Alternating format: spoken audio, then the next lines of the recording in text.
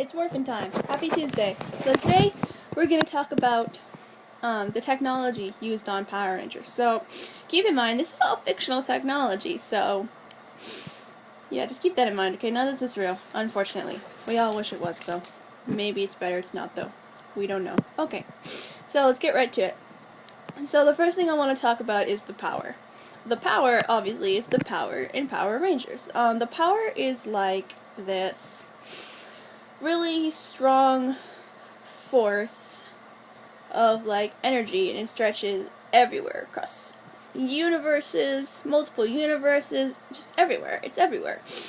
And it's really, really powerful, obviously, because it's called the power. And it has a lot of strength and energy behind it. So the power powers up the morphing grid. So the morphing grid is another term. The morphing grid is like, it's like physical form on Earth in the Power Rangers universe is like a rock, like a really big boulder. It's been used a lot in Power Rangers. The morphing grid is basically what allows the Rangers to morph into their Ranger forms, from regular person form to Ranger form. So, yeah, I guess it's like, from what we've been told for the show, the morphing grid's physical aspect is like a big boulder.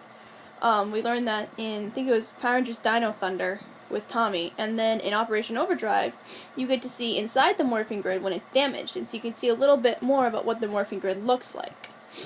So that brings us to the next piece of technology, which is probably one of the most important ones. Well, all these are actually really important, but this is a really big one, called a morpher. Now, a morpher is a gadget that the Rangers use to morph into their Ranger forms.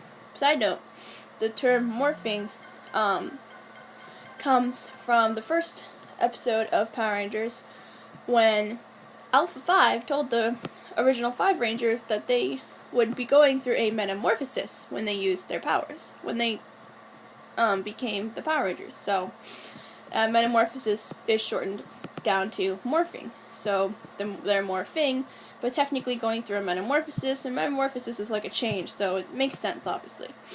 So a morpher, back to morphers, are, again, they're these little gadgets.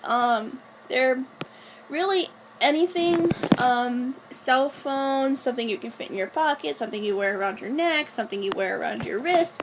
Anything is fair game as a morpher, as long as it connects you to the morphing grid, and when it's activated,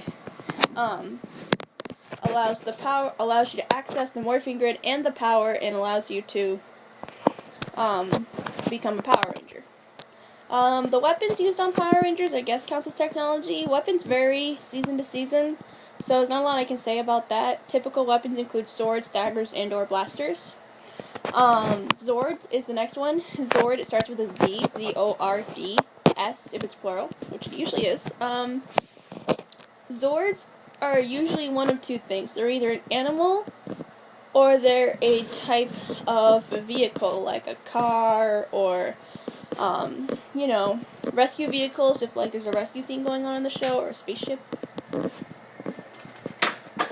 So, Zords are like these robot machines that grow to be the giant size when you have to fight the monster, when it's like in this like skyscraper mode, which all monsters have a skyscraper mode. It may or not be their final mode. It depends on what season you're watching. The last piece of technology we're going to talk about are battleizers. So battleizers are like an armor that is typically used only by the Red Ranger. So the battleizer is an additional armor that gives you a really strong power-up. This is basically your most powerful form as a Power Ranger. But battleizers are generally only used by Red Rangers. The only case I can think of where a Red Ranger where other Rangers got to use the battleizer was in Power Rangers Samurai, where they got to use their battleizers. All the Rangers except for their 6th Ranger got to use their battleizer, except they could only use it in their Zords. And so of course, following that, no 6th Ranger has ever used a battleizer except for Orion in Megaforce. I'm pretty sure technically his Super Megaforce Gold mode is technically a battleizer mode because he was wearing armor, so I count it as a battleizer mode. And so he is the first and so far only 6th Ranger who got to use a Battle Iser, which, ironically enough, no one else in his team had one, even his Red Ranger, so that's kind of interesting, I guess. So I think we covered everything. I know I'm going this really brief, but these videos have to be short. I could talk about this stuff for hours, by the way. By the way, do you like my new Power Ranger shirt? I got it at Hot Topic on Friday. $10. It was awesome. So yeah, this has been another exciting episode of Power Rangers. Not really Power Rangers, this is just me talking about Power Rangers.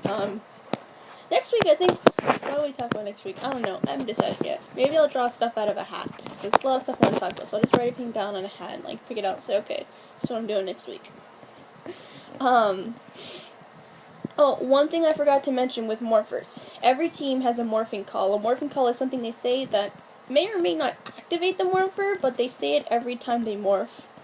And they usually say it even when they don't, even if the morphers don't work, like they might not know right away the morphers aren't working, and they'll still say. So morphing calls, those are very important. Yeah, like the morphing call everybody's probably familiar with is It's Morphin Time from Mighty Morphin Power Rangers and Mighty Morphin Alien Rangers and Power Rangers Zeo. So yeah, that's a side note, just so you know. I forgot to add that in. Whoops.